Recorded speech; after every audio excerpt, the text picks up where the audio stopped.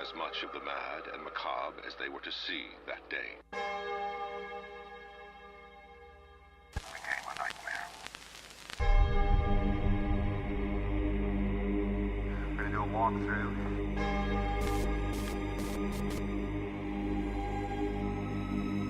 Over 1,300 pieces of evidence were collected from the crime scene. There's scratch marks along the wall.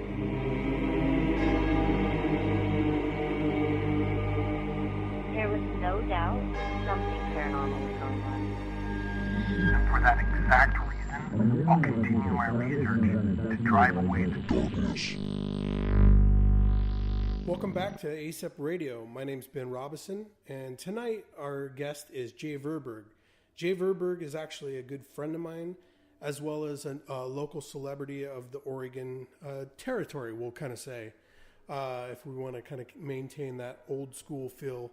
And the reason why I say that is he's a part of a show that's on Sci-Fi called Ghost Mine. And what they've done is they've gone to an old ghost town that has an abandoned mine, and they've been mining that mine for a couple years.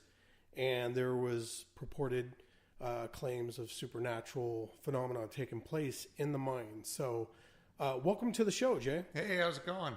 Good, good. Yeah, celebrity of the territory. That makes it sound... Do you know the atrocities that have happened out here with the Indians? And Oh, I have. What are you getting me involved into? Well, hopefully a lot of shit is Yeah. what I'm hoping to get you involved into. That's always my intention.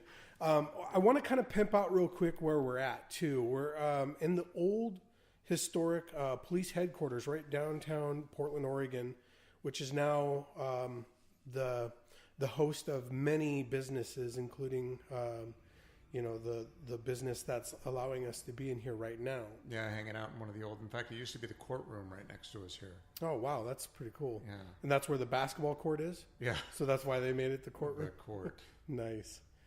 So, Jay, I want to kind of start with how I do with all my guests, and that is essentially getting your beginning, your genesis to your understanding or your belief in, the paranormal. Okay.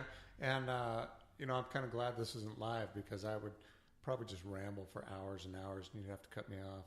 Oh, man. I will edit you to the nth degree, so don't worry. Yeah. So, it actually... one of the things that, in fact, I would be willing to bet this was the start for a lot of people was when the movie Poltergeist came out. Oh, yeah. And that was the first time I had seen research done on a technical level. It wasn't someone with a gift or an ability. It wasn't a personal experience, but I saw equipment being used. And for some reason that validated it for me that, hey, they could use this stuff to find evidence of something. Right. And I was really intrigued by it. And I actually I believed in ghosts. I believed in the supernatural. I believed in abilities, aliens, you name it. I believed in it. But I had, after seeing that movie, I kind of had the idea that I was going to grow up to be a parapsychologist in some form. As I grew older, it just kind of died off once I realized I had to do a lot of schooling to do that stuff. Or what I thought to have a scientific name behind mine. I thought, well, I got to learn a lot of math and science. Right. But I was a very artistic kid too, and of course that took over my passions and to where it led me to where I am now. But I'd done a lot of research or a lot of reading through ghost stories, more of the real life ghost stories and experiences. Those really fascinated me. That inevitably led me to one of my bigger experiences, which is dealing with the Ouija board. Okay. And that was a Was tough this a one for party me. where they were passing around left-handed cigarettes? Yeah, it was really weird. The funny cigarettes. Yes. No, I was 14. In fact, one of the people, it was his family's home, follows me on Facebook. His name was Adam Goodwin. I don't know if Adam's ever going to listen to this, but this was a pivotal moment in my life where we had a Ouija board experience that was so... Now understand, I went into this truly believing that I was being manipulated by the people I was with. It was all a farce. Nothing was happening supernatural. Everybody was pushing it. Right. I even believe to a degree I would be pushing it. The whole idiomotor effect that Casey was talking to us the other day about. That was a big word. Yeah, it was. For him. When you use those big words, I somehow feel like this is a true valid science, and it makes me happier. It is, yeah. Okay. Forget that it's a pseudoscience. Okay. Yeah, it is bona fide. So anyways, you and Adam. So going into this, I had and I don't know if you want the whole stinking story tonight. We can save that for another follow-up because that's a good story. But I had an experience that was so profound in that, I'll just tell you. Yeah, go for it. Because now everyone's going to be like, damn that Jay. Yeah, right. All worked up and now way to get us all hot and bothered. I know. Yeah, leave us. Yeah, so just do it. So I was invited over to play Ouija board with a few people. I didn't. I wanted to go because I was like, oh yeah, Ouija board, that's cool. But I remember flat out telling them, people are pushing it. That's stupid. I don't believe it. While playing it, we were playing for a good hour. There were probably 5 or 6 of us that were, is it a planchette? Yeah. Okay. We all had our hand on the planchette, and we were getting what we believed at the time were responses, and, talking, broken English, moving. There were some cute girls, I'm sure, there who we thought it would be fun to play with and mess around. Get them to scream. Yeah, scare the girls. And did their tops ever come off? No. That's supposed to happen, actually. Mine came off. And that's probably why they're stayed on. We don't want to go into that one. But at one point, and it's funny, when you reiterate these stories, you often wonder if people will see the fear that you experience, but it doesn't matter. It scared the shit out of me. So exactly. Yeah, I don't care what you guys think. Yep. It started getting to a point where answers felt a little aggressive. Okay. And which inevitably led us to asking more and more aggressive questions. I was very aware of where my hand was and focusing more on what other people's hands were doing than the answers and responses we were getting. Okay. I almost wanted to prove someone was pushing that thing. And at one point, someone had asked a question, very forceful. And if it's okay for me to swear, I'll just flat out say, yeah. We thought we had gotten an answer of, why do you ask? Okay. And someone had said, well, fuck you. Why do you ask? Right. And the planchette immediately in a counterclockwise position started to kind of spin very slowly. Not spin, but move in a circular pattern. Yeah, rotate kind of. Well, the planchette stayed in a northerly facing position, let's say, and it would just kind of do a circle pattern, counterclockwise. Oh, I got you. And as this was happening, it kept getting faster and faster and faster, to the point where I was aware that on top of me actually losing connection with the planchette, I visually saw everybody lose it at one point or another. Oh, wow. Still thinking, you know what, that doesn't mean a collective group couldn't subconsciously be moving this thing. Right. So it kept going faster and faster and faster. And then in one instance, it went straight up to the top of the board and straight down and off the board. Now, the moment it left the board, the light behind us, the light in the hallway, and a light in a kitchen blew their circuit. And as I try and recall the story, I remember the fear, the surge of adrenaline that shot through my body. It felt burning, a burning fear. Right. And a few of us, I'm sure I screamed like the other girls that were there too. I'm not afraid to admit it. It's probably a manlier scream. But the moment that planchette left the board and it was at high speed, or what felt like high speed, the lights blew their circuit. A few of us screamed, and I want to say there was a bird in the room that also squawked. And I'm not sure, you try and debunk these things as to why this might have happened. I don't know if the bird squawked because we were screaming. Right. But the fact that it was so precisely timed that they would have blown their circuits. And what was interesting is it wasn't the whole house. The whole house didn't blow their circuits. Just that one room? Just a couple circuits in the breaker. Okay. So we, in the end, we had to go outside. There was a small little luggage lock on the circuit breaker, which we had to break off, open it up, and pop those circuits back on. Where I am now, I have a bunch of more questions I want to ask. Does this happen very often? Right. How old is the wiring? Sorry, laying down. Yeah, just so people know, Jay and I are totally like lounging. We're on beanbags. They have a beanbag room in this office, and we're taking advantage of it. So if you hear us shuffling around, that's just a result of us keeping ourselves comfortable. Shifting my ass on a beanbag. There's no spiritual activity going on in this old courtroom. Exactly. The timing was so precise.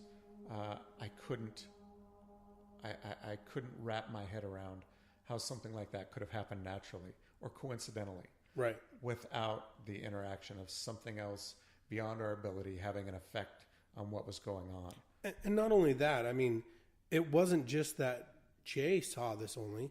There was a room full of other people, you're saying, and they witnessed this, correct? Yeah, oh, absolutely. In fact, when this goes live, I'm going to go ahead and reach out to my buddy Adam. Yeah. In fact, this is a interesting little experiment too, because it would be interesting to see if that made an impact on their life, if right. That's something they remember and the details that they saw. If it didn't, talk about like desensitized. Yeah, if it didn't, I'm going to ask him not to share it. How's that? Just don't talk to us. But the next day, I went out and bought my own Ouija board. That's the kind of impact it made on me. Here, going to a party, thinking this is a hoax, this is fake, this is people are manipulating this. I went out and purchased a Ouija board. Now, I know it may be moot because, again, you can make a Ouija board out of like a piece of paper and anything, right? I'm just curious, though, was this, the Ouija board that this experience happened on, was it your typical Parker Brothers? Yep. Okay. Yep. We went to the mall, went to the toy store, bought a Parker Brothers Ouija board just like the one we were using. Okay. And I think the only reason why I want to point that out is some people, really believe that certain spirit boards, Ouija boards, actually have to be created a certain way with a certain material. I don't so much believe that that's necessary. I think it's just a matter of the intent and kind of almost the ritual used in using, communicating. So, yep, absolutely. And at any rate, I was just curious about that. And I had done some research on Ouija boards after that experience too, finding their historical relevance, how long, for the thousands of years that people have been using techniques like this to communicate with the beyond. But we continually played the Ouija board for a good 3-4 months. I had a couple other friends that I got involved with it, and in the end, I ended up having a very profound experience that I can't explain, where I felt it emotionally affected me to the point of crying, tears, sadness, but not feeling the emotion of sadness. It was the physical reaction of being sad. It's just like you were mechanically playing out the... And I think when it happened at that point, I was like, okay, I'm done with this. Not only that, but what triggered that was a response that made me felt as if I had been betrayed. I'd been lied to. I'd been played. And so at that point, there was some anger along with that. Not understanding what had happened to me, whether it be through my own psyche that I was dealing with it, but the fact that I felt betrayed, I was angry. I just said, screw it. I'm done with this thing. Now, for the listeners... I guess, benefit. Do you mind sharing a little bit more in detail? Whatever you're comfortable with, what triggered? No, in fact, I haven't shared this with a whole lot of people, not for any specific reason. And it's probably my own doing, trying to find the logic in it myself. Understood. And it ties back to, I'm finding more and more things that might give reason to why it might have been my own psychological experience that affected this. Sure. But there were also a couple facts that happened in this that I can't explain. So we'd been playing the Ouija board for a long period of time, and there was one little girl that we talked to on a regular basis. It's kind of cool. They would oftentimes we would ask for a sign, a pattern to almost call on them. So that way you knew it was them. Yeah. Calling card. Yeah. So we had a few different, what we believed to be entities out there that we were communicating with on a regular basis. And one was a little girl. I did find it intriguing that every time we seemed to play with the board, we would always ask questions like, are you in the room? Where are you? For some reason, it always seemed like it was behind me or next to me. Lucky you. Makes you wonder if it isn't more of my own psyche involved, But I wasn't always the one asking it. Well, and that's what I was just going to ask. But was I the one moving it? I don't know. Right. Maybe I just have a magnetic experience and I draw out the horror in everyday life. But I see that about you. I know. So we had this one little girl that we would talk to on a regular basis. And it's weird, the gamut of experiences you have over a long period of time. You have certain people that are the creepy ones, the ones that always want you to be with them. They've moved on and they love you and they want to be with you. Right. And then we had the little girl that was always nice to talk to and sad. And at one point, there was one person we were talking with, and I had asked, have you... And this was kind of along the realm where I started to notice inconsistencies with a lot of our questions and answers. Okay. And so I started questioning, and of course we've always heard, ghosts are deceiving, you can be lied to, you can be tricked, manipulated. But I'd asked, have you ever gone by another name? And it said, yes. And we said, what name have you gone by? And it went to S, and it went to A, and as it hit R, I burst into tears. I was crying, I physically felt shaking, and it was an uncontrollable tears, a sobbing. Okay. And I couldn't stop. But I also don't think it was an intentional, I don't want to do this, I want to try and stop. It was just something that was happening, and I didn't know what was going on. And it probably happened for about 30 seconds. It felt like 5 minutes. When it was done, I just kind of sat back and said, what was that? What happened? I don't understand. Mm-hmm. The name it was spelling out, which I didn't even realize, and ooh, that was weird. The lights just came on. Yeah, what we've kind of been ghost sitting is in the that? dark. Don't they always turn them off? Yeah. Huh. These ghosts are scared of us. Yeah. So anyway, I didn't realize this until actually a few years ago. So the age that this experience happened, I was probably about 14, 15 years old. And it was spelling the name Sarah. Sarah was the name of the little girl. And we got back on there afterwards, and I said, what happened? Why did that happen? And this entity said, because we had a connection. And I said, I don't understand. Why would I cry? Why would I feel... yes, I felt betrayed, but I should feel anger. Why did I feel sadness? What's going on? And it said, because it was the little sister you never had. Now... Oh, wow. Yeah. I didn't understand it. I never thought about it until 3, 4, maybe even 5 years ago. When I was 18, I met my birth father and my sister Sarah. No way. I don't know if there's even a connection there. I don't know. That's insane. Yeah. So I have Sarah and Hillary who lived down in California, who I didn't meet until I was 18 years old. That's an amazing story, Jay. Yeah. I really thought you were going to tell a stupid story, but no, I got lots of stupid stories, but that was a cool one for me. No, I jest, but wow, that's pretty crazy. Yeah. Yeah. And especially since, because I was wondering when you started with it saying S-A, I was like, oh, okay, it's going to be it's like gonna go Satan. Satan. Right. And then you hit R, and then you went into, continuing story, but you didn't tell me yet what the name you thought it was, and I knew you'd get to it.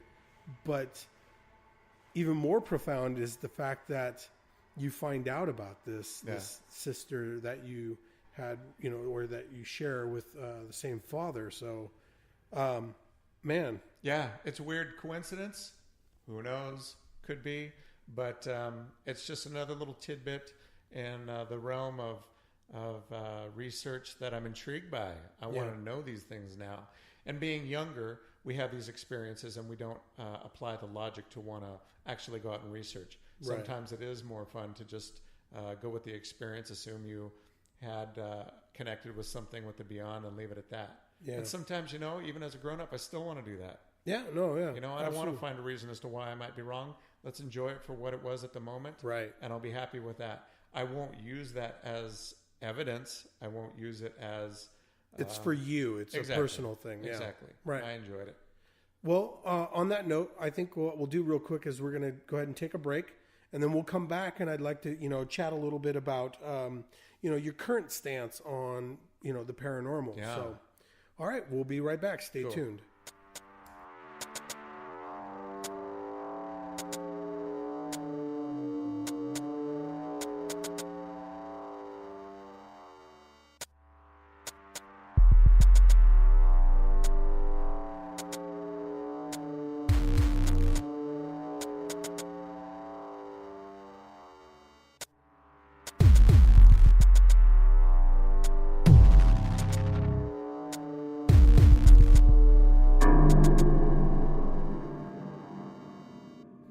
All right, welcome back to ASEP Radio.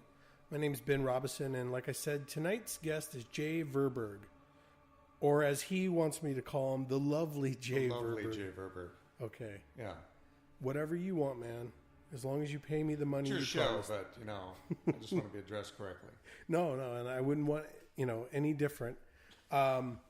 So we left off, we kind of went into the genesis of what happened to you, early in your life that made you realize there was something, in the realm of the supernatural. So now I kind of want to find out, we fast forward, you're in your young 20s now. So, Early 20s. Early 20s? Early 20s, yeah. Okay. Yeah. Not really, but, anyways, I want to know, what is your stance now on the world of the paranormal? I can say beyond a shadow of a doubt, I don't believe in ghosts at all. Oh, No, I'm teasing. We didn't see that one coming. Yeah, no. Obviously, being jettisoned into this world of paranormal research and anomalies that need explaining has only fueled my desire to continue on. I don't want to stop now. I have questions. I want to find an answer, and I'm not naive. I know many of these. Well, here's something interesting. I'm coming to learn very quickly is that with every question, not only do I not get any answers, but I find 5 or 10 more questions to go along with it. Exactly. What's really intriguing now is that I find myself, my beliefs, the things that truly drove me in research within the paranormal or unexplained world, they're changing, they're shifting. Right. And I had explained to you earlier, it's very much like when I was younger, getting into graphic design. I thought I had created some of the most beautiful things I'd ever created. They were good, they were artistic, they were creative. I go back and I look at those sometimes 1, 2, 3, 5 years later, and I look at it and I go, man, that's a piece of shit. I can't believe I created that and thought it was good. Right. And that's what I'm finding is also happening as I get into more research, is realizing, well, that was a very naive way to think, or immature in the sense of research way to think. Now, granted, I understand that this is something you have to, you got to feed the beast. You have to research to grow and learn and expand. And I'm absolutely am loving every minute of that. The quest for answers, the quest to find, it's just another treasure hunt. Well, what I like about it is, yes, you're right. There's things I look back and I'm like, oh man, that was really, sophomoric of me or something to do that or to think that way. And I'm going to probably do the same thing, in the future as well. However, it's like you said, we grow from all of this. That's part of this, in my opinion, the beauty of this field of research. It marries several things together. It not only does it allow us to research something we passionately believe in, but if you are really about the field and respecting history and everything, it ties in, the historical, location Yes. into it, and it ties in, the respect of the deceased, that and what they went through as a part of their life, or even their demise. It marries several things together, and I think that is awesome because very few things are you afforded that ability to bring them together. So I'm going to keep going. I'm going to keep growing, coming up with new questions. It's really interesting to see how some of them have actually profoundly affected my views of not only death but life itself, and how I choose not only to view the supernatural but how I view people. Right. And I appreciate that about this level of research. Okay. So, obviously, while, being a part of the whole ghost mine venture, did you, have anything happen particularly that stood out and you feel like it was a good thing we had, investigators like Patrick and Kristen there to investigate it further? Oh, yeah. We were, in the beginning, while we saw them as a hindrance to what we were trying to get done, inevitably we learned that we truly relied upon them at times to get our job done at the same time safely. Right. As well as building a friendship and everybody getting to know each other. I don't know what would have happened had we not had somebody there to provide, I don't want to say an answer, but provide possibly even more questions, but at least provide a path for us to mentally travel down while we're trying to get the damn job done. I never knew of the Chinese history and what was going on out in Eastern Oregon. Yes, I knew there was a Chinese history in mining. Yes, I know the Chinese were involved with the railroads, and I didn't know the level of oppression, the tragedies, and it brought a level of respect. It's really difficult because there's so many emotions that go into an experience. It's first met with fear because you don't understand what's going on. Then it's met with recognition, right? And then it's met with honor, and then it's met with, okay, how do we move forward now? Right. I would probably add in there shame at some point too. Oh, absolutely. Because of the fact that when it probably comes along with what you were saying, recognition. Recognition, then you're like, oh shit, that was not cool. That was really stupid. Yeah. And granted, I didn't have my part in the oppression, but right. At the same time, then I want to honor them and thank them and let them know that, if there's something that I can do besides leave your gold alone because that's mine now. if there's something I can do, you know what? One of the most interesting thoughts that came up to me recently was along that line of, is there something I can do? I was thinking about humanity and where we're going and the wars and blah, blah, blah, and all the political crap we deal with. I'll tell you what, if humanity is ever lost and the world is destroyed, I sure hope these people on their next level have some sort of something to help them move along, if that is truly the case where they're stuck and can't get out. Right. I can't imagine eternity stuck in a world with lack of communication, let alone 100 to 200 years stuck in a mine alone in the dark. But, that would be hell. Yeah.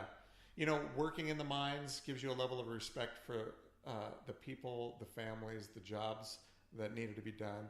But dealing with the supernatural gives you a level of respect for those that have passed, and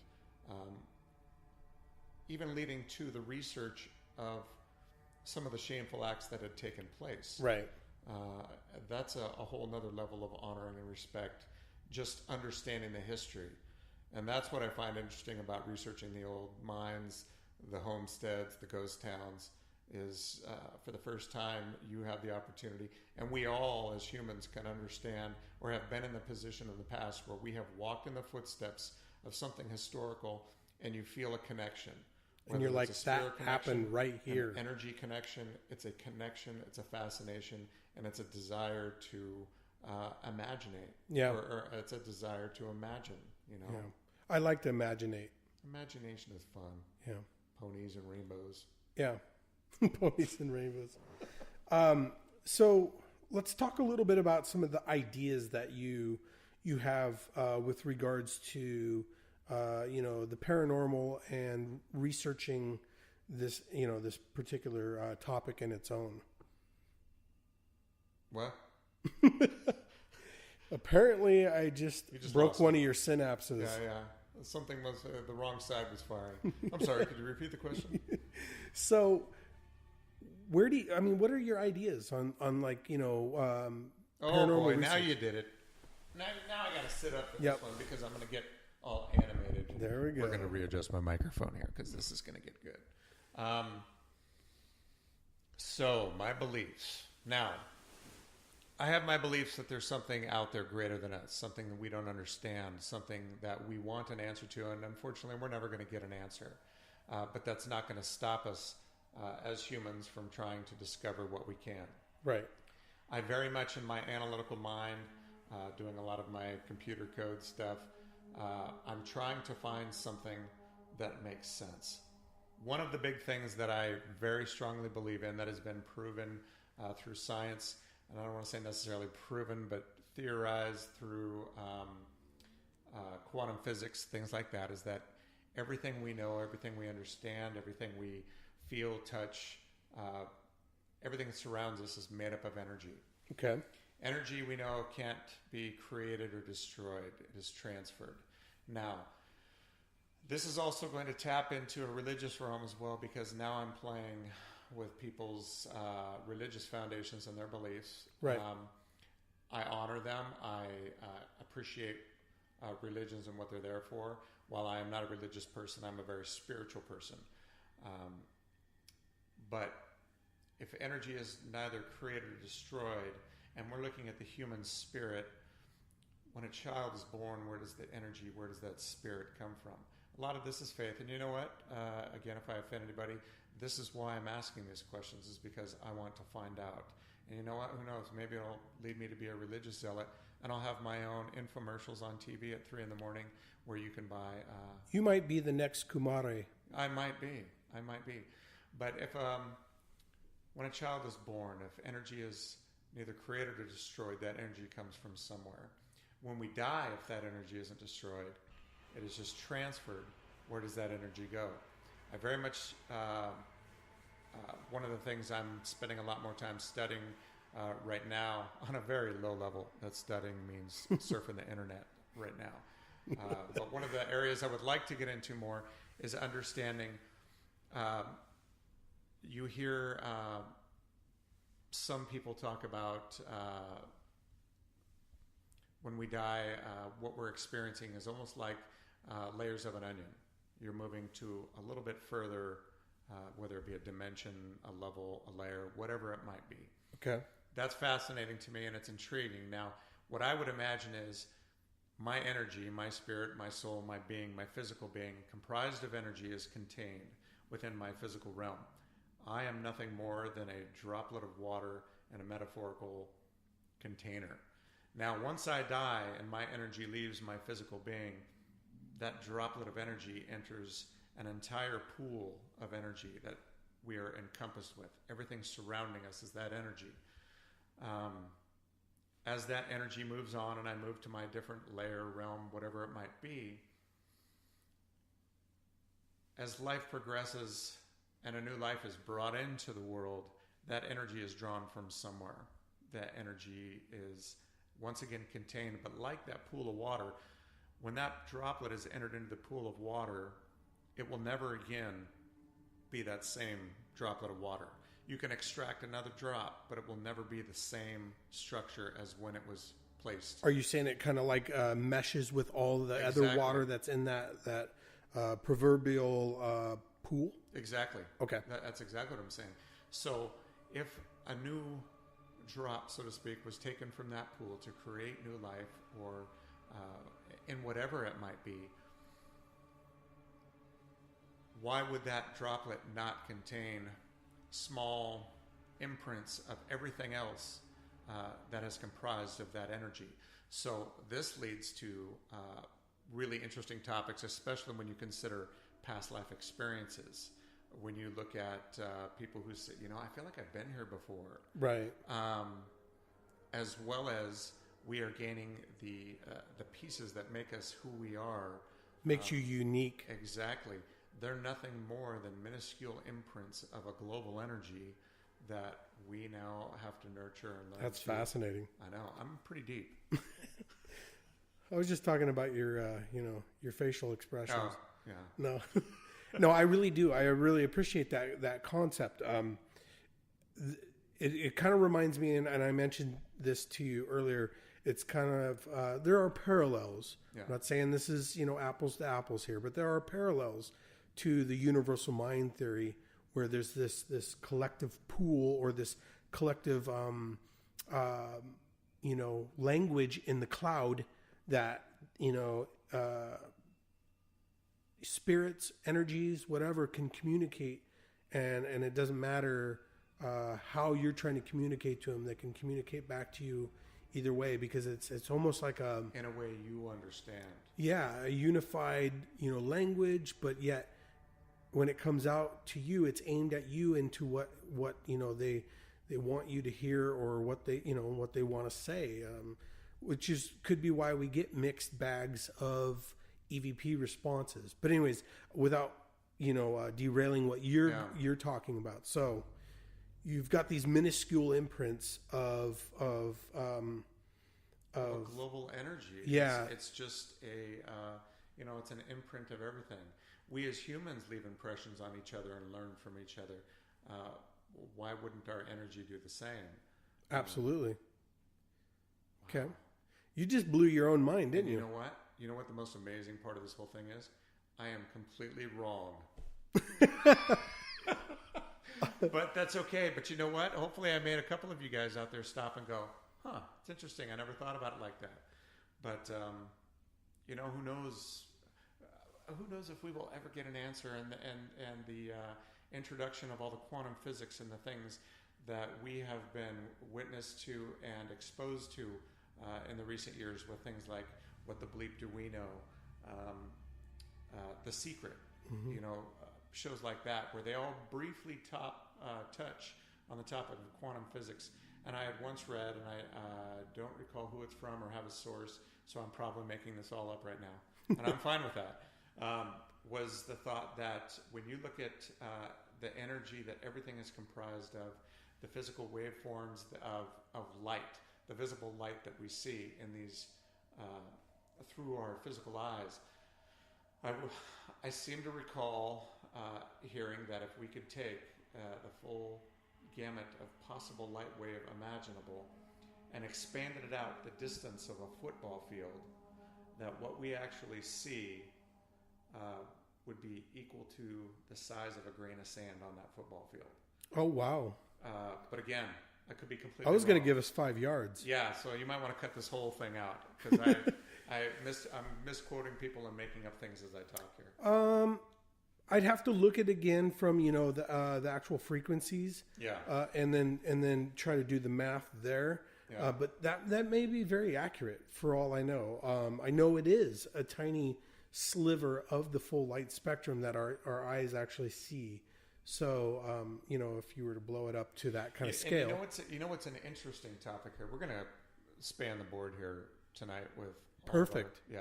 So what's fascinating to me is, through a lot of my talks and everything I've been reading, I find far more people believe in ghosts than they do aliens.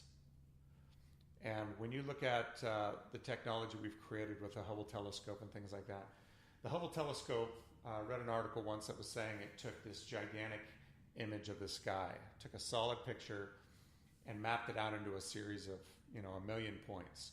And they took the darkest point out of that entire star field image. They took the darkest point they could find and zoomed that telescope straight into that one point out of 1 million.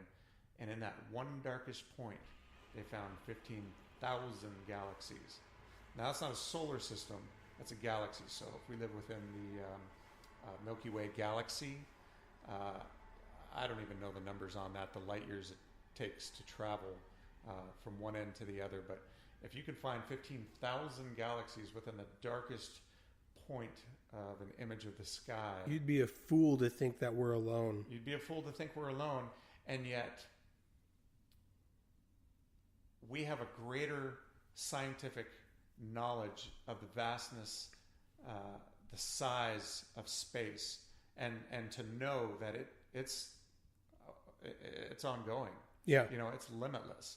But at the same time, more people believe that a loved one has passed on to heaven, a realm which we have no scientific basis for. Right. And that we are somehow communicating with those people because they either choose to or are trapped in a realm. And that's a very good point. It really is. I think that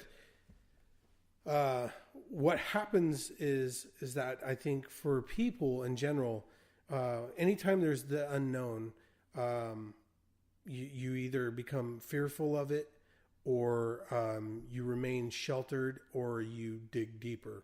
Yeah. And few people, if you look at the overall population of the world, few people dig deeper, and the rest are probably divided between fearful and sheltered. So why is it we as humans? Why do we put so much faith in religions? And again, I'm not discrediting any one particular religion. I'm discrediting them all. Sure. No. Why do we put such strength and faith into a religion? They all give a good fundamental basis for a healthy, not only lifestyle, but society as a people. But we follow these words to the letter sometimes, from an interpretation from human to another human over thousands of years. Some of us not even questioning why it is we do the things we do, other than that's just what we're supposed to do. You want to know my opinion? I do. And this is really, truly how I feel. I believe the reason is whether people will consciously recognize it or admit it, or, even try to ever explore this idea that all religions, for the most part, are old or based off of very ancient, original, they're derivatives or whatever. But regardless, they all tie back to original belief systems. Okay. I truly believe that those people that originated those religions were actually in contact with something else. Really? And this was their way, their only understanding, and their way to paint it. Everything was a god to them. Everything had some kind of, meaning. And for all we know, they were probably being pitched it that way. Maybe these entities they were interfacing with were like, yes, we are your leaders. We are your gods, right? Or we just put them on that pedestal because, well, hell, we weren't flying around in the skies at those times. And so things that were coming out of the sky, they were like, you're obviously, supernatural. Hey, you have these powers. We have plenty of proof I shouldn't say proof, we have plenty of artifacts to indicate that is the case. Well, and I know a lot of people really, make a mockery and bag on the whole show, Ancient Aliens. Yeah. And I get it, I really do. However, there is some serious validity to what those folks that are bringing. Yes, they may be very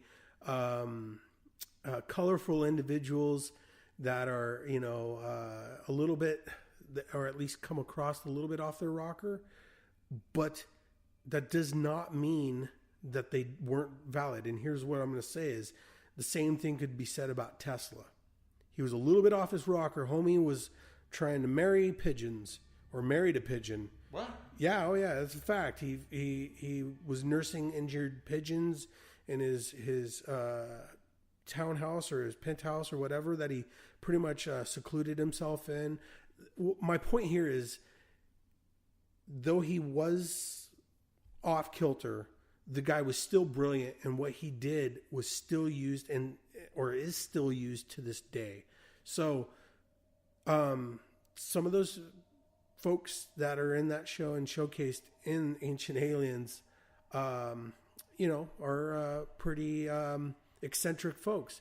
But that doesn't take away from the fact that some of the things that they have researched and uncovered and found and said, well, we need to look at this. Like, this kind of seems to make sense. And why would you be making, imagery of things like this, or even, physical items that were shaped in these fashion when we didn't even think there was a concept of that kind of ability or anything. So besides, I saw the movie Stargate too, so I know that's what happened. Yeah, no, it's a fact because of that movie.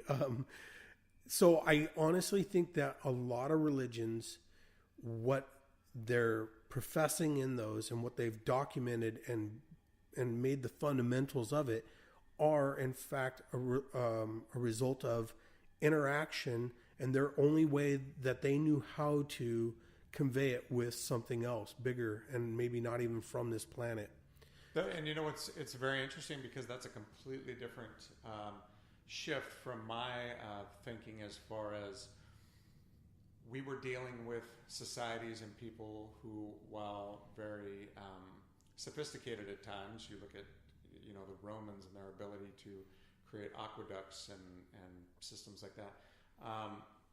We're dealing with people that didn't have the understanding of energy, the understanding of weather patterns, the understanding of chemical reactions at times and things like that. Yeah. So why wouldn't, because I threw a rock at my brother and a lightning bolt hit across the field, be a sign from God that what Exactly. I just did was wrong. Exactly. Whereas nowadays we'd go, well, dude, you were stupid. You took the opportunity to chuck a rocket. Did you not see at the same time you had a cold front moving in with a higher warm front? Come on, all of us saw it on weather.com. We knew that was coming. Yeah, you know it was coming. So it's a very... and what's interesting is we're looking at it from a very simplified form. Yeah. And we're looking at it from an extremely high advanced form. Right. And it's everything in the middle that... it is the minuscule droplets of water in that pool. Whoa. We Dude, just brought it all together. Is that whole law of attraction that just happened? I hope so. I'm not attracted to you in that way. Did, but I think we just answered a lot of scientific research. Okay, this is there. getting out of control. I think what we're going to do right now is we're going to go ahead and take a break, and we're going to come back. And at that time, I do want to actually get back to talking about some of your ideas, but maybe even more on the theoretical end of it. Yeah. Okay. Wait, we weren't talking theoretical there? You thought we were, but we weren't. All right, stay tuned. We'll be right back.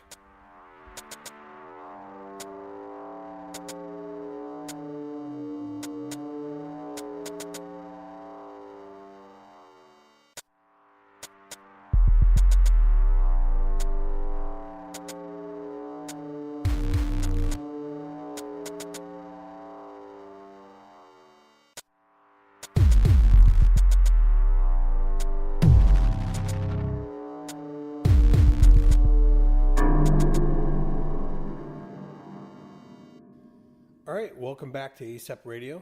My name is Ben Robinson, and my guest tonight is Jay Verburg from Sci-Fi's Ghost Mine. We had left off. We were talking about ideas, and it did overlap with some theoretical stuff. I'm going to challenge Jay a little bit here, though. Oh, geez. Yeah, we are gonna. I want you to talk a little bit further, especially now that you have your own podium in our room. Yeah, I've adjusted my seat, so hopefully I sound a little bit better. What would you say your podium is made of? It's a trunk. This is actually a military trunk. I took a picture of it, so I'll try to put that up online. It's pretty unique, and and I have to give you credit. That was a pretty good idea. So I'm pretty ingenious. You are. Yeah. So I want to task you with maybe sharing some more theories that you have. Now, I've had plenty of conversation with you over the last couple months that I know that you have some other theories there. What do you think, as far as further theories in paranormal research, what do you have to provide us here? It's so funny. My mind right now is a mess of this paranormal research, scientific anomaly study. It's like a big mess. It's all gonna. This is probably how some of these brilliantly minded people just go insane thinking like this all the time. I can see how it happens. I would say the same. Yeah. Let's see. Do you have anyone in particular that you're thinking that you would like to spark?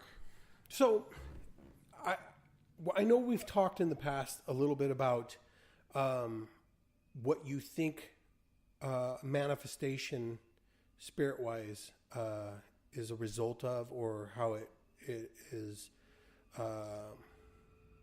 It goes about coming to become into a manifestation, and I know that's not exactly how we were wording it when we were talking it, but. What would you?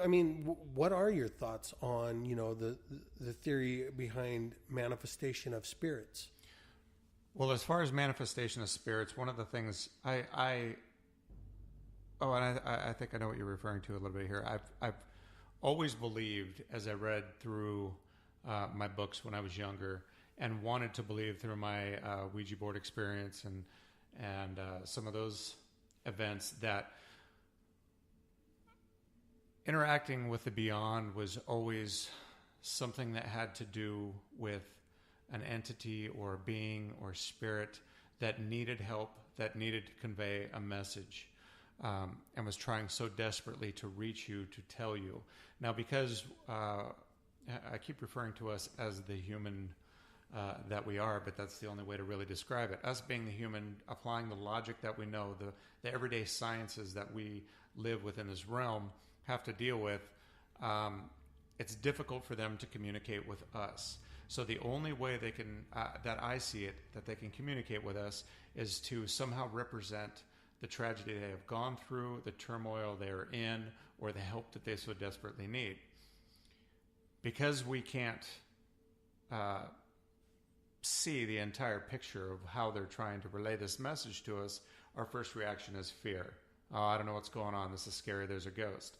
I remember reading a book where some of the people within the house were actually waking up to feeling a heavy pressure on their chest. They had things dropped on syndrome.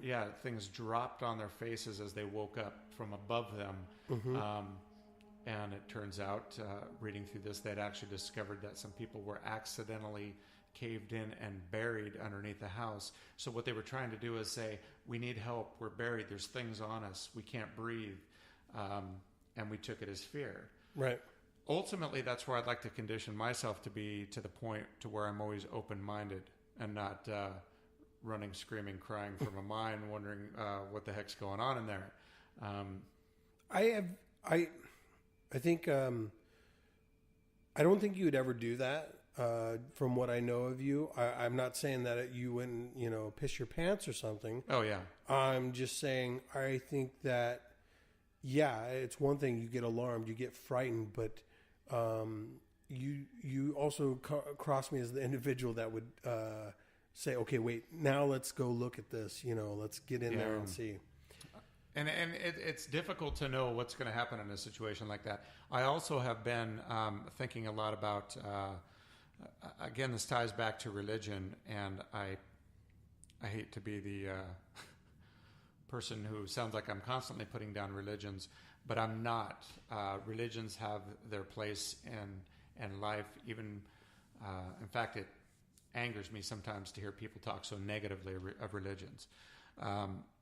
But one of the things I've always tried to question, and maybe it's because I question religion myself and what I truly believe, but so much of what the common average person, and when I say that, I mean the person who's not investigating, what they believe of an evil spirit is a demon, something that represents demonic or devil.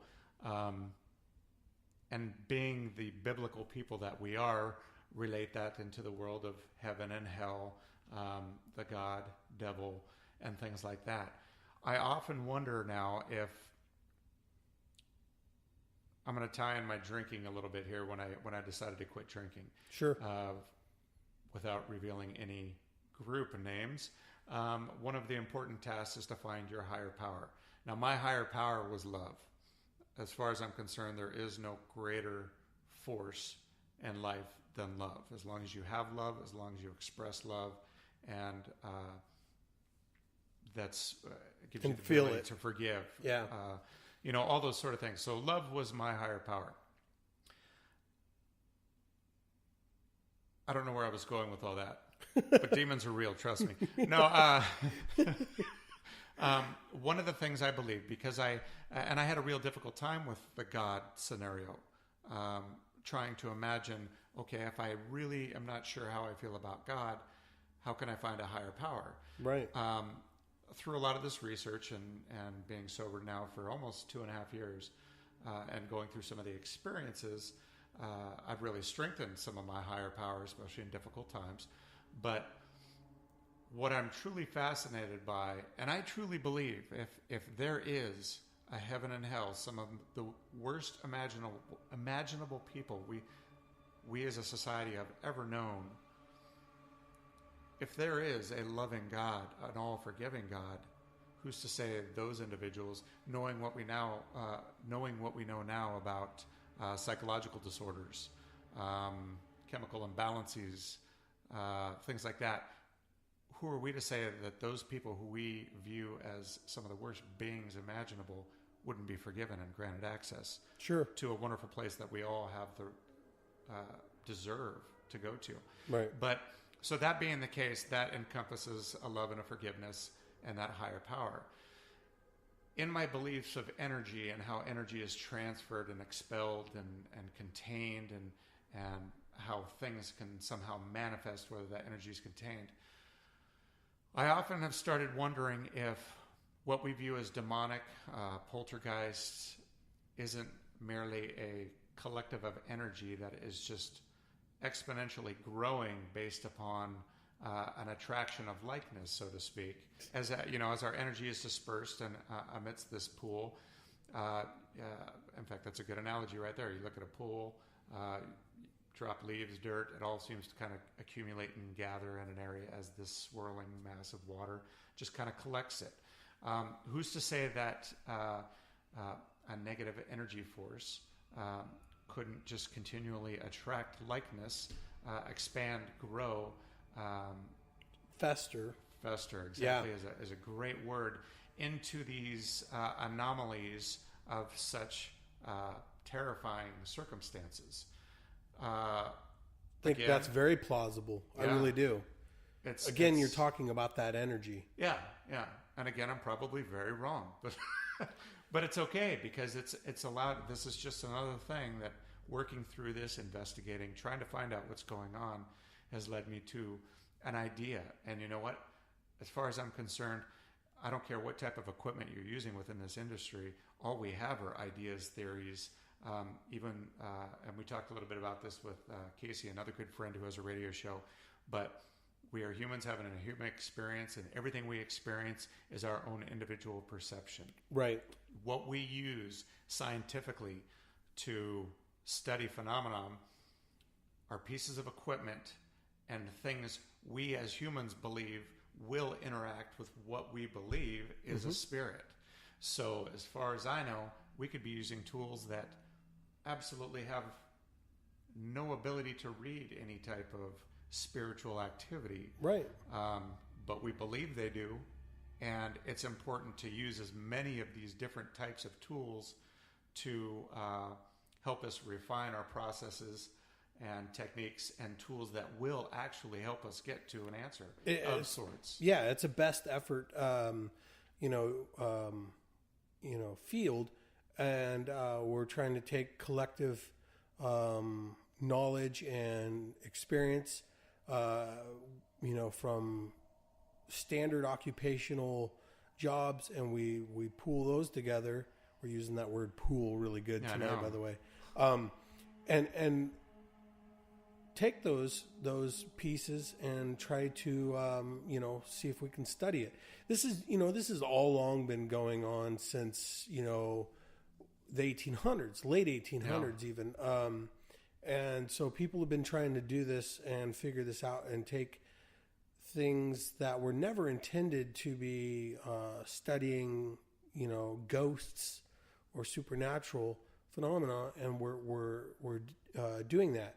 Our cataloged events have helped kind of slowly, put us in these cattle troughs that are pointing in the direction of, all right, electromagnetic fields and, changes in ambient, temperature and things like that.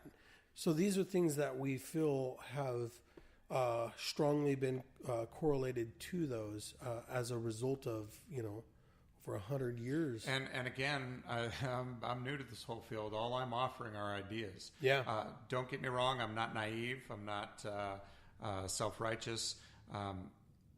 There is nothing more valuable in research to have a confirmation between two different, whether it be a personal experience and a device such as an EVP, or between two digital tools that corroborate that something has happened and we don't know what it is. I know those have happened, and I very much believe that those tools were used in a way to tell us something is going on. You and I have talked about EVPs a little bit in the past, and I've always had a little bit of difficulty with EVPs because, and as I've stated before, I believe that our greatest paranormal research tool is ourselves, is the human experience, but it's also the most flawed because we have opinions involved. But with EVPs, we talked about how, we talked about EVPs and how I believe it was Michael White. That's right. Who had told you about the conversion process, or a theory within the conversion. And basically, when we have an EVP, we have oftentimes an EVP that is something we can't hear physically with our own ear. But for some reason, a device which we have is able to pick it up, not always clearly, but pick up something. So what we're looking at is somewhere along the lines, that information has been altered or converted in a way where it is audibly recorded and is now digitally retained. So what is it about that? Where is that fine line between what the human ear is capable of hearing to where an audio device can pick it up, but then convert it into a method that all of a sudden we can now hear quite clearly? I don't understand. Right.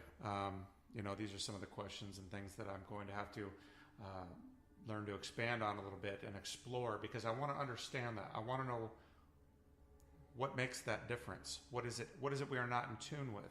And do we have the ability, being the all wonderful superhuman people that we are, with abilities such as telekinesis and the powers of the mind, do we have the ability to strengthen our own spiritual being to pick up on the information that we're somehow missing?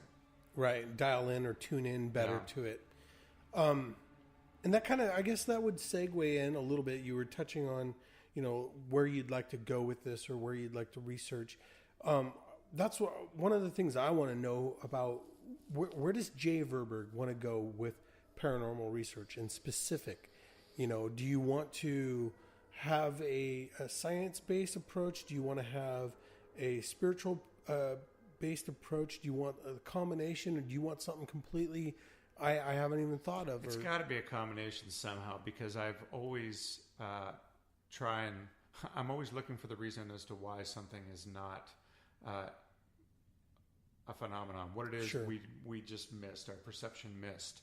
But at the same time, what I really would love to do is understand, to develop and hone the skills of understanding that ever so slight psychic ability I believe everyone has, the ability to somehow communicate with something beyond ourselves, extraterrestrial, paranormal, whatever. There are too many things out there that make me question how certain things happen. And it's more along those lines than it is specifically an individual haunting. But if, again, going back to the human being the ultimate research tool, if we can somehow hone ourselves to be more in tune, to pick up on these missed EVPs or understanding energy and things like that, can we not fine-tune ourselves? We will spend hours fine-tuning the digital equipment and getting everything in line and setting up our laser grids and directions to make sure everything but our own selves can capture something. Right. And at least I would say maybe a majority of people are probably doing that. I will, in my own defense, say that that I do take that moment to, if you want to call it, calibrate myself and kind of acclimate to the environment around me and open myself up to an extent, as William has taught me, more of a filter. That's William Becker? Yeah, William Becker, okay. Right. More of a filter for what I want and what I don't want. Because, again, you can leave yourself open to attack from malicious or potentially non-human entities. So, and actually, that's an interesting point you bring up, because I brought that up with you and Casey during his interview. But we had talked a little bit about opening yourself up, and we've talked so much about the Ouija board tonight. You can't talk enough about it, though. About the Ouija board? Yeah. Oh, yeah. It's so controversial. But it's funny. I posted a picture on Instagram once of a Ouija board, and I had more comments of fear and concern than any other picture I've ever posted. I'm holding dynamite in the mine, and Right. I'm drilling, and people are like, "Yeah, Jay, go for it." But I put a Ouija board out there, and everybody goes, "Whoa, you have no idea what you're messing with." And not to discredit your opinions, of course, but the reason, because I too, since that story I gave of breaking down in tears and becoming emotional, I have not played with a Ouija board whatsoever. My interaction with it was nothing more than taking it off the bookshelf and putting it on a table, to this date, to be exact. But what I find interesting about so many of these concerns, me personally, I don't view a Ouija board any different than any other instrument or tool we use within the trade. What I do find that makes it a little bit more controversial, or why we see it as such a negative thing, is because I believe we as humans put ourselves in a mental state when we use a Ouija board to open ourselves up for the potential of something negative happening, even if it's our own psyche that does it. And that's what can lead to some pretty powerful experiences sometimes. Now, that's good. That's good. Belief or concept. Yeah. And when I talk about fine-tuning ourselves as a tool, that is a great example as well. Protecting ourselves, opening ourselves up, communicating on a level that allows us to feel like we can be as available as we can to whatever we're trying to communicate with, but at the same time not be taken over or taken advantage of in a negative way. And that's what I think mentally on the Ouija board level, that's what happens. We open ourselves up, even if it's subconsciously. We lower the walls to allow something, because we believe something is going to communicate through us, and ultimately that's what we want. We want to see something. Well, how about I propose this? Okay. Both you and I have had very profound Ouija board experiences. Mm-hmm. Both of us have not messed around with them since. What about the idea of maybe you and I sitting down and venturing down that path again together? Two people who are both, we respect and understand the principle and the intention behind it. I would be interested in that. What I'd also be interested, I worry also though, now with my analytical mind as I do a lot of this research, that I've almost completely closed myself off to the possibility because. Well, there's only one way to find out. Well, and that's what I'm saying. So what I'd like to do is give myself a little bit of time. Oh, yeah. Do a little bit of research. Because as I said earlier, this is a tool that's been used for thousands of years in one means or another to communicate. And that's fascinating. Well, where I was going to go with it, though, yeah. is maybe we involve Casey Goodwin of Oregon Paranormal. He's been researching the ideomotor effect. And maybe we can find somebody like over at OHSU or somewhere that would be willing to allow us to maybe put some kind of sensors on us to see if they can measure if our muscles, if our body is actually doing it. So we can actually bring in more science to it and monitor you and I's interaction with the planchette. That would be a very cool experiment because we can also see our motor skills. Yeah. And possibly even might what be triggered within our own mind. Right. As we ask these questions. Right. That's an interesting. And if we're lucky enough, we'll be able to hold this next door to a psycho ward. So that way when we're done, they just put us right in our straitjackets. They might want to just strap us in ahead of time. They may have to. Right, we do it like this. Break the tongs off the sport. Give us our pudding. Strap us down. Let's do this. We're horrible. Whoa, excuse me. That was rude. That was but I have to tell you, that's the first time I've always just shut out the option of doing that again. I have no interest. I have none either. Just for the record, you have raised a very interesting challenge that has got me intrigued now, and I'd be very interested to do that. I don't know if you know this, but I'm kind of a big deal. You're super cool. I'm full of shit is what I am. Yeah, you and me both.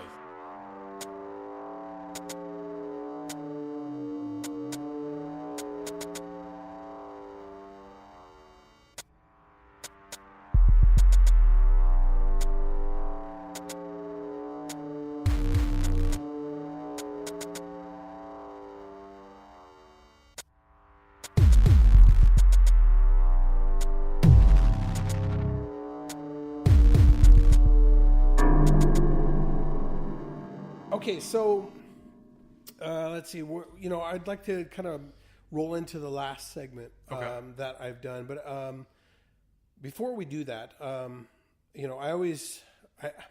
do have this dialogue in advance with my guests, and I always forewarn them. Look, I'd like to get into the talking shit segment.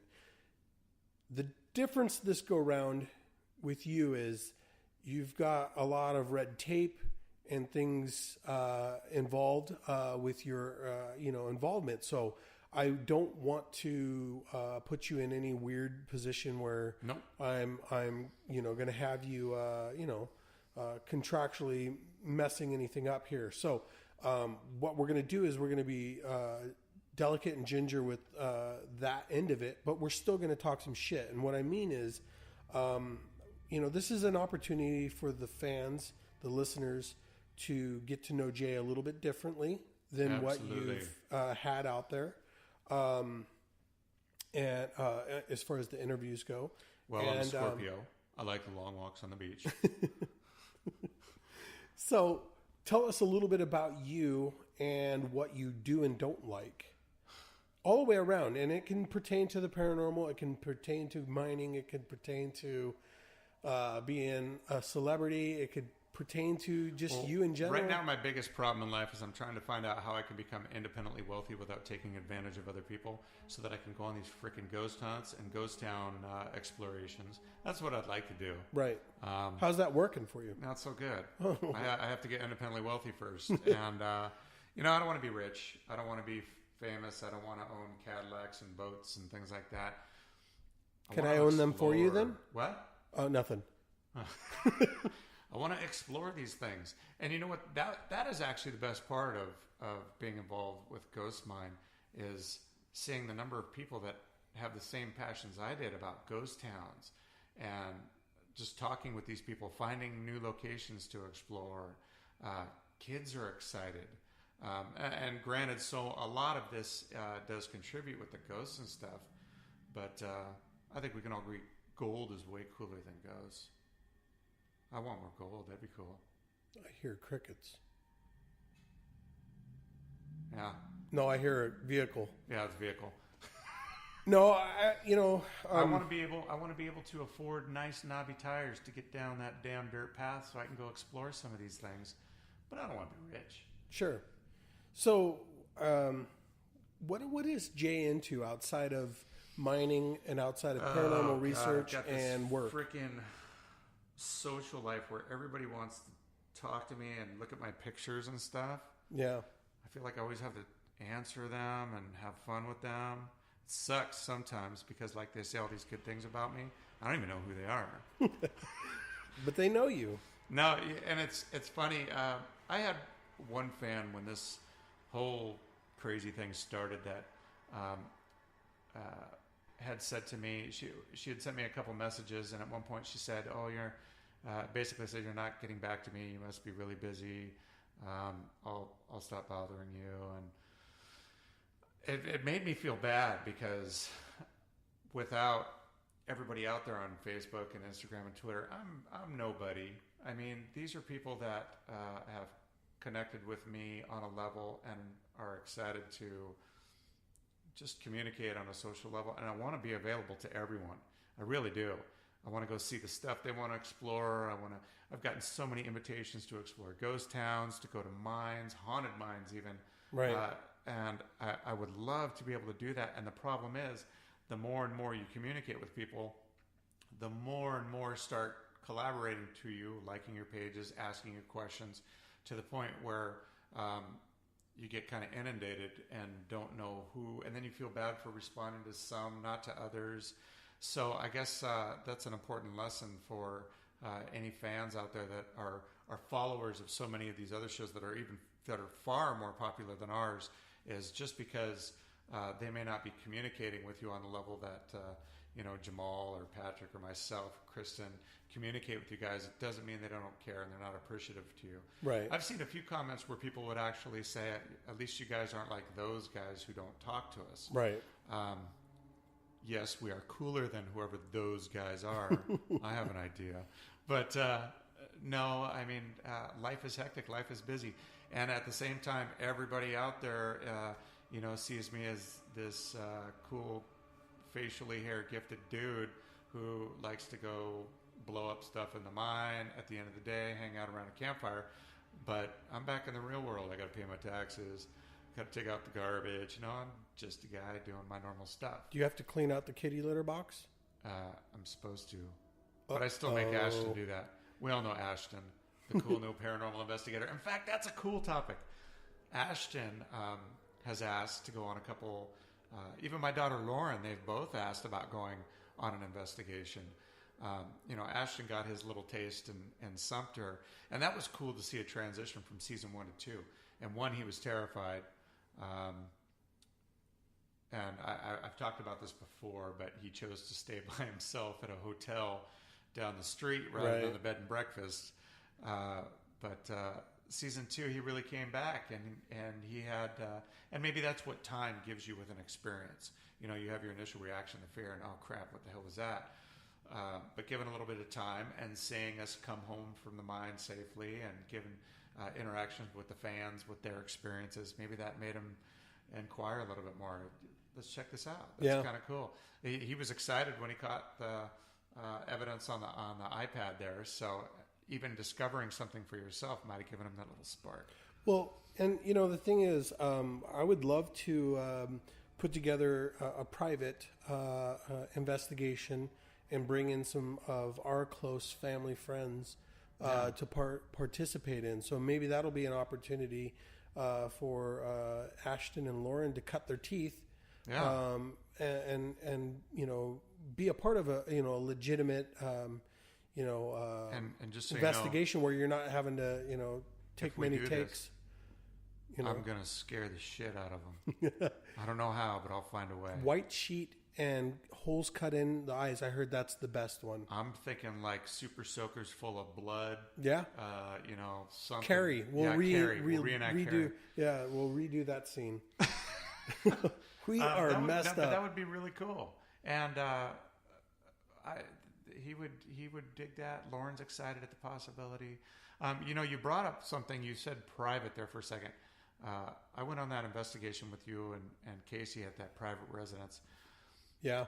I don't know how I can reiterate to fans what a different level of investigating that was than investigating a historical location.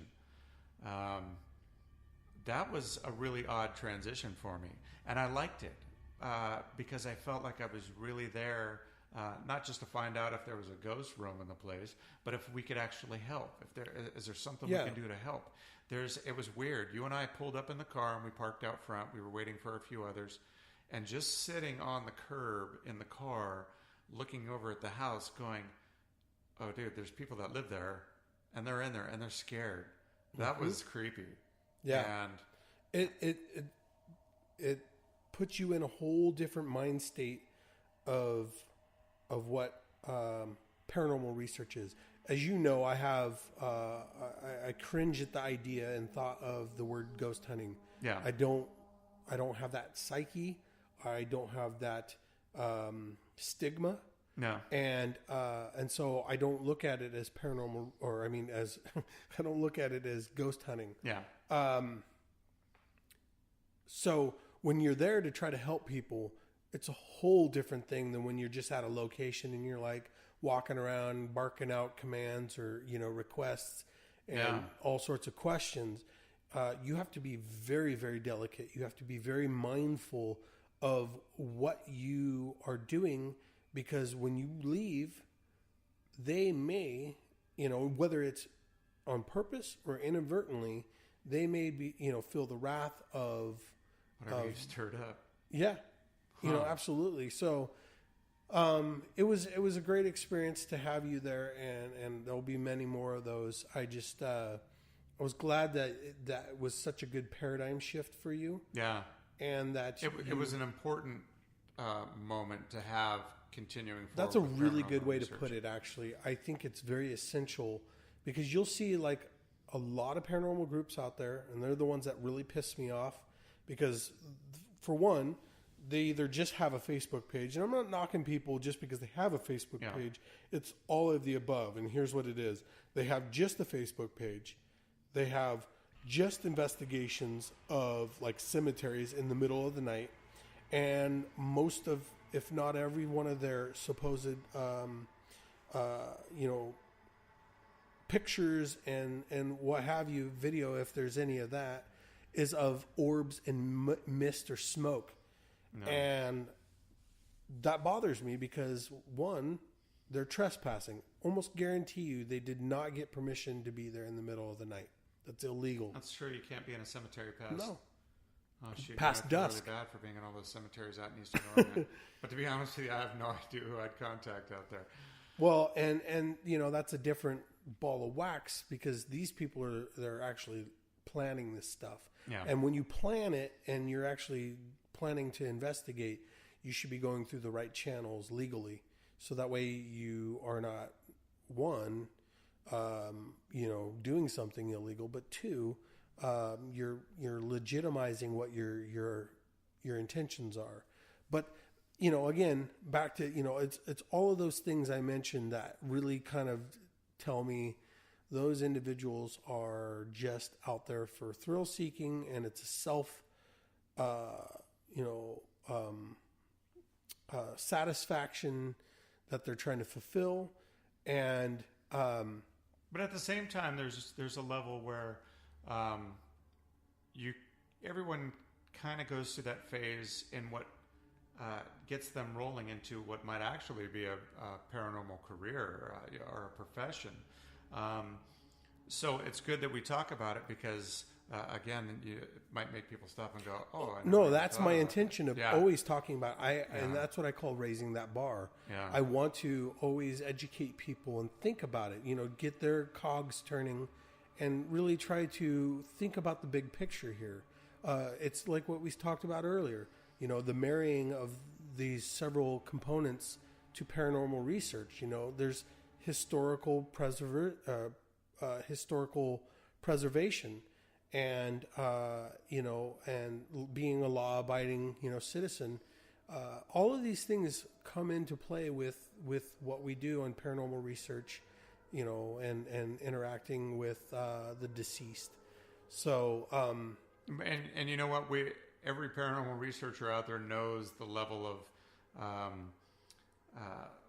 they know how delicate that balance is between taking advantage of the system and personal gain from it all versus the historical relevance or helping out, because you could see it in everyone's face the moment those kids burnt that house down. Yes, because they did not get a response they were looking for, or they didn't get any response, so they said, screw it.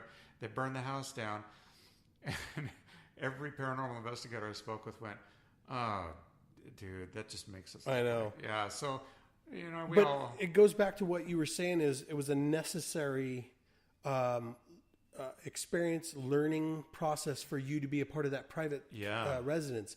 So my whole point of that was like, you know, you've got these groups out there, all they do is cemeteries, or they do abandoned buildings and this and that, you know, and that's all good, fine and dandy, right? Yeah. However, as long as you're following the, you know, being lawful and you're being respectful and everything, but it still does not, like, I've heard so many groups out there who, when they finally do residential cases, they treat it like a one-night stand. They hit it and quit it. They don't even come back to their client. The client never hears from them. They have no closure. They have no idea what happened. And I think it's really fucked up. Yeah. It really, really, again, paints a bad picture for legitimate researchers like ourselves. Yeah. So, I'm glad that you see, or you took that experience and you harnessed it as such a you know, a focal point of understanding our duty. Yeah. As not just paranormal researchers, just like I taught my previous group, and I teach people that I meet, or, you know, whatever you want to call it, counsel, consult in this field. I'm like, you have to look at yourself as somewhat of a support group for your clients, because, you know, these people are in very, you know, delicate situations. So, yeah. And now I'm abusing the word delicate. Good job. You're a delicate individual. You're like a delicate flower. I'm a delicate flower. My girlfriend's going to love that one. And it was a pivotal moment in making, or bringing to light the importance of whether this is something I wanted, to move forward with as just for a personal gain, just to see what I could see, or whether I was willing to take the responsibility to help, whether it be someone on the spiritual end or the living end. They needed an answer, even if it was, we didn't find any answers whatsoever. Right. And you know what? I think oftentimes people are okay no matter which way the answer is. I think for the most part, they are okay with that. They want they're looking for confirmation that what they are experiencing is something that they can't explain. Right. They want a confirmation that. And a lot of people want to know that they're not just going crazy. Sure. You know, and I mean, it sounds silly to say that, but I've heard that so many times, and you see that in their face. They're legitimately concerned about their mental faculty state. But don't get me wrong. I do want to go to a place where I legitimately fear for my life and worry that something is coming out of the closet to get me. I want that. Well, there are places I can take you. I don't want to go to those places. There's no spirits there. Yeah, that's the problem. No, I mean, and that's what gets everybody, you know, ultimately started with this. Is I want that you want that jolting. Yeah, unbelievably frightening experience. And you know what the problem is right now is I've had a couple of those experiences, the Ouija board being one, where it truly terrified me. I had another one in a ghost town in Idaho. But anytime I feel like I set out to go and really investigate something, I don't even get close to anything. Welcome to the world of paranormal research. And I was prepared for that. Yeah. Prepared to sit around and wait quite a bit. It's like fishing. Well, that one other case that a whole bunch of us were involved in last month. Yeah. I've been going through all my footage and everything, and so far as like video goes, I've gone through dozens of hours of footage, and I have found nothing. Yeah. I'm hoping when I finally, and I'm almost done with all the video, I'm hoping when I roll into that audio, there'll be something. But that is just kind of the reality of this. You can put your best foot forward. You can bring all the tools of the trade, and even the ones that are, on the edge of breaking, new territory and ground with technology, and you still may come up empty-handed. So and that's what I really appreciate about the show Ghost Mine. There is that I keep hearing as we go on these investigations and talk with other investigators about how once you do an investigation and leave, it's important to document the happenings post investigations, because sometimes it will ramp up and increase. You've stirred something up, or you've even provided that little beacon of light to something on the other end that says, hey, we're here and we want to listen to you. And then you turn around and walk out of the house and they're ready to tell you now. Mm-hmm. But investigating a location over an extended period of time allows for that activity to really ramp up and listen to it and investigate more. That was really cool. Yeah. Huh. And I've had that countless feedback of leaving investigations, and all hell breaks loose. Quite a bit, huh? Yeah. We had a client one time that every time we left, we did several investigations at their home. Every time we left, it sounded like a car was hitting their house, and it scared the absolute hell out of them. They were like, the whole house shook, and the whole house sounded like just a car came off the road and nailed the side of their house, and it was something interacting, and they had other little things to go along with it. So I'm not just trying to say, okay, this little tremor or this big bang happened, and that was what they claim as being an occurrence. But so here's a good question for you. I'm going to interview you now. Oh, Ben, tell us about yourself. What makes Ben tick? When you're investigating some of these locations, and you're called out to check out a home, when you come back with an answer of, yes, we believe there might be some activity here, what happens then? What happens when, because I have yet to really encounter, we get to see a lot of these investigations on TV nowadays, Ghost Adventures, Ghost Hunters, those kind of shows, where they do sometimes come back and say, yeah, I think you might have something here. But we never really see what happens after that. Do homeowners tend to settle for that and say, okay, or do they tend to go on and say, I want to look at cleansing my house, I want to, what happens? It's a mixed bag. So generally speaking, I would say my rule of thumb is, unless there would have been absolutely definitive or just so much unexplainable phenomena and very little debunking that made us lean completely towards, we have no explanation for what's going on other than that it might have a supernatural phenomena origin to it. I'm sorry, a supernatural origin to it. Mm-hmm. That generally what I do is I come to them and I say, here's what we have.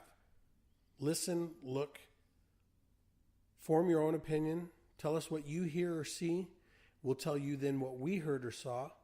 And then we'll talk about the next step. And the next step can be also a fork in the road. Earlier you said it, and I loved it. I loved that you had that mindset already, and understanding it is like a layered onion that when you ask a question, you may not get an answer, but you'll end up getting about 10 or 12 more, questions that spur off of it. Okay. So that's the same with an investigation. And when you're wrapping up with them, you say, okay, here's what we have. You form your own opinion because it is your home. It is your life. And this is what we, heard and saw after we've heard what they think they heard and saw. And then we discuss the next avenue, and that can branch where they say, well, I want a cleansing, or I want to bring a shaman in, or I want to take your advice, and we ritualistically every night walk around the house saying, this is our home. You're not allowed to disturb us anymore. If you're going to stay here, you need to be, quiet and stop harassing us or frightening us. Or they can say, you need to get out. They can take, the steps of bringing in clergy, so on and so forth. It has a lot to do with what they're comfortable with, what their faith base is, and where they're at with the whole thing. Sometimes people come across like they're like, we're done. We can't deal with this anymore. We get done with the investigation. They're like, we're good. We're good. We can do this for a few more years. Yeah. That's why it's like essential that you have such good people skills when you're in this field of work, because people rely on you to help them get through this, Have you done any follow-ups after people have gone through having a cleansing or... Yes. And did they see that as making a difference? It's a mixed bag as well. Okay. So yes, sometimes no. And sometimes it's just kind of like not really sure. Like we're getting some stuff here and there. It's not as active as before, but it's still, there's something happening. Have you had any cases where it got worse after? No. Oh, that's good. Not that I could legally tell you. No, I'm kidding. No. Really, honestly, they've always been either helpful or just nothing's really changed. Which could be a perception of the client could look at it as being worse, because you're like, well, damn, dude, you came in, you did your thing, and then we brought in somebody else to do it, and nothing's changed, so you all suck. Yeah. And then that's when I remind them I didn't charge you for anything, okay? Yeah, I remember.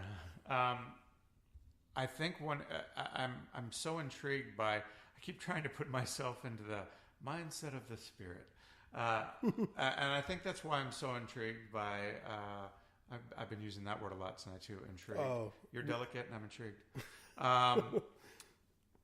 I really want to understand what it is, because while I used to be pretty naive and think they all had something important they wanted to tell us, after dealing with something in the mind that I don't think it had anything it really wanted to tell us, just wanted out of a mind. Right. I still want to know if there's something I can do for whatever it might be on the other side. And you know what? This came up, and I don't know if it was with you. We were talking about the movie with, what's his name? This is a good sign. I'm getting really old. Mork and Mindy, what's his name? Oh, Robin Williams? Robin Williams. What Dreams May Come. Oh, fascinating movie. What was truly fascinating for me was to see that to me very much encompassed the good and evil side of energy, and not on a religious level, but how his wife had created the hell that she now lived in because of her depression. Right. So she had created her own dark place and had banished herself to that dark place. Yeah. And I very much would love to think that I could be there to help something like that. Yeah. And not just say, you're not welcome in my house anymore. Your dark place is, you're really dampering my bright sunshine, so get out of here. And not to, add theatrics or just sensationalize anything that I've done. Mm-hmm. I feel on a certain level I have helped in that capacity. I think that there's cool. I think that there's you help turn their perception, change, give them a paradigm shift and give them hope, or give them faith in what that, they're not alone, first off. And one is, look, we've got some things we can do here. You're never out of options. Yeah. Okay, you're never. Sorry, what I'm referring to even more is that I want to help the spirit end of things. So, well, I want to see if I can help that move on. So that's something that's not heavily talked about, and I was definitely going to touch on is that. So you're helping the client first and foremost because that's your tangible. Your this is why you're even there is they've reached out in some way or form. So you focus on that as well, and that's got to be your priority because the living are the ones that are having to deal with this on a level that we relate to them with. However, that's not to negate and dismiss the deceased. Now, if you're dealing with a bully spirit, it's my personal opinion, and many people will disagree with me, and I could give a fucking rip about that. I already disagree with you. But you deal with a bully in the same fashion you do in real life, in numbers. You stand up together, and you do not allow that individual to do it. Now, many people will say you're going to leave the client in the wrath and the wake of that bully spirit. And I'm like, well, that's not because I'm saying I'm going to only do this once. Yeah. It's not because I'm saying that you just leave them and let them, fight for themselves when you're not around. This is a very committed thing you have to do.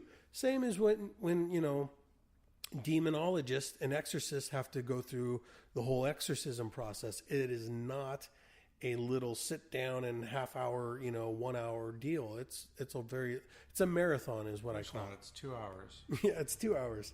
I saw the movie. If it's in a movie. But you deal with the spirit as well, and helping them. And sometimes, just in real life, there's no helping certain spirits that are mean, nasty people. You just got to separate them and keep them away from others. So again, there's tactics in how you deal with that. But when you're dealing with, docile spirits and, spirits that are just, they might be even mischievous, you approach that and you try to communicate with them and offer them, a way out or an option, or you bring in people who can help them move on, not banishing them, not, I don't even know if it would be right to say even a clearing, but it would be more of a, moving on type process. If only more ghosts were like Obi-Wan Kenobi when they moved on, had something good to tell us all the time. Right? That would be really cool. That would be, well, even didn't Yoda do that for us too? Yoda? Yeah, Yoda showed up. It's probably just a Jedi thing. I think so. Well, hold on a second. Even Darth Vader came back and was like, hey, I'm he cool was now. a Jedi at once. Oh, that's right. Yeah. So, well, Jay, I think we're kind of wrapping up here a little bit. I have nothing more to say. I'm done. And we're done. I want to thank you very much. Thank you. I've had the pleasure of getting to know you for over a year now, and you're a great guy. I think the world of you and consider you a good friend. And I actually look forward very much to, doing more research with you. And I'm just very appreciative that you took the time out to be on my show. Seriously, I'm happy to do it, and it's kind of nice to be able to talk through some of these theories and ideas. For someone who's so new to the paranormal realm as far as investigating and research, I can't thank you guys enough for taking the time to assist me with that. Because I don't know what else I would do if I was left here to sit with the thoughts of ghost mind on my mind. Oh, I'm sure you do just fine. And yeah, I do fine, but we all need someone to turn to for questions and answers, and I hope that I am able to do the same that you guys have done for me with those that I continue to share with. So thank you. You bet. Well, everybody, thank you for tuning in, and stay tuned because I will have another great guest, hopefully here in the next month on the show. And you have yourself a great night. Thanks for listening to ASAP Radio.